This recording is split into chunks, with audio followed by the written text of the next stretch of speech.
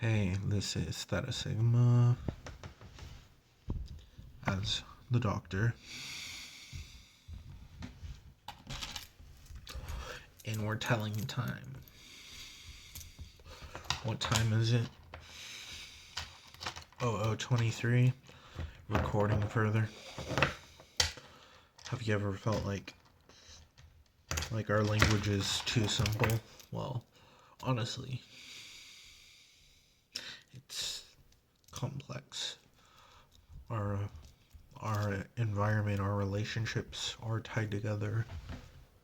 It's not just about love, but it's love is an anchor. It's not just electrical signals. When you really look deep into it, or you see the model for how our emotions, our thoughts, the force of identity and action shows that essentially what we have is grounding our reality spiritually, physically, materialistically, in different ways. Through our soul, our spirit, our regenerative cloud, our ego, our identity, our superego, our genuine self, our identified, unidentified, indefinite, definite articles of perception. All link into linguistics and topological linguistics.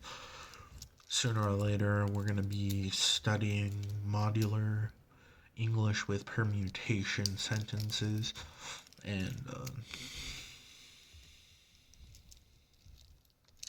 more than that, it's going to be implemented in a different way. It's going to focus on perturbations, algebraic consonants, poetic perception, and a justice that inferences what we miss. What we miss, we give again. So anything that we wanted to do before, we do it later. But it's not just about doing our ego. It's about the complexity of action, the complexity of thought, the complexity of decision making. And if your decisions are based off of linear connotation or emotional withstanding, you wouldn't know exactly what to do in a situation where you're in a fight or flight situation or any other situation like that. Not just that, but in a when people critique you, or in different positions in the world where instead you're applying yourself, you have a job, or you're having a project, or just everything that you do leads to all the events that create it from there.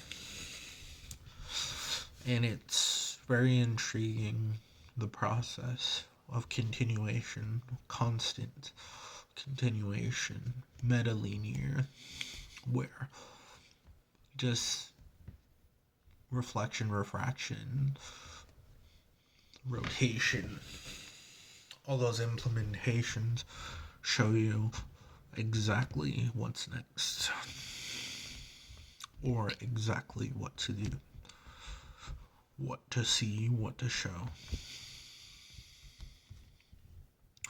It teaches you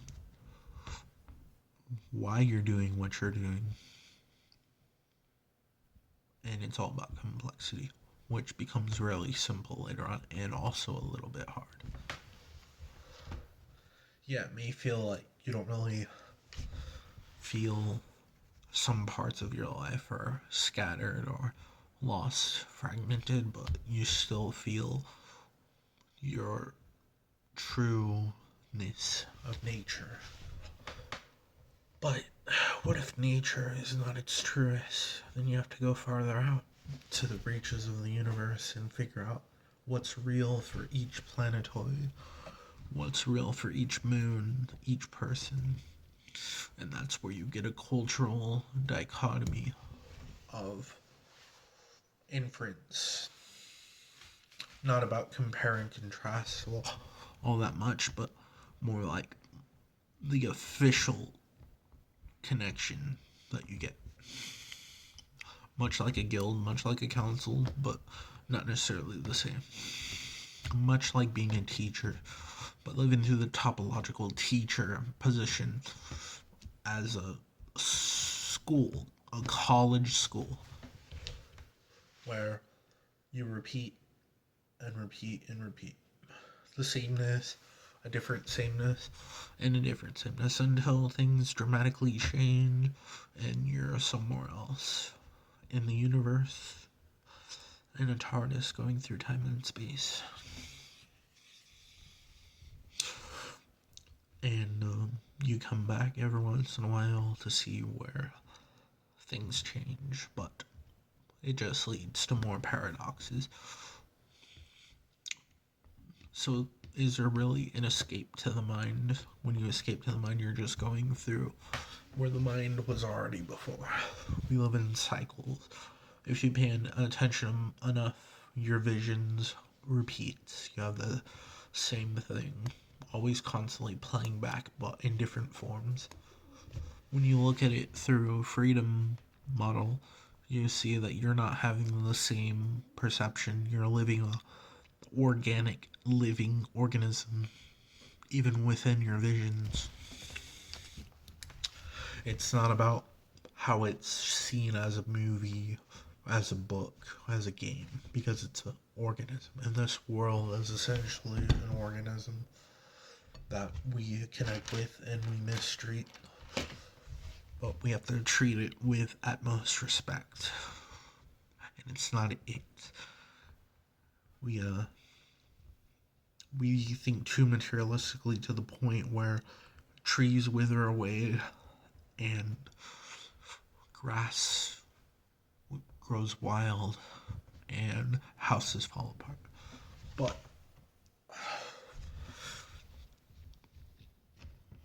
and idiots are elected. But it's not bad in a way, because this is just a part of the plan. The plan is always there. There's always a plan for where you're going and what's going to happen. You don't make any mistakes. Every little thing you did in your life has a reason, and that's the problem with morality. If morality is a strict imperative, everything you ever done was for a reason, which you have to find the reason behind the reasoning why that works. That's why we need complexity of moral character. And without the complexity of moral character, we're just doing stuff with pride and dignity that everything we're doing is worthwhile. Anyways, that's just a lesson for Echelon Class for English 202. And we'll talk about English 130, English 126, and more to continue the process.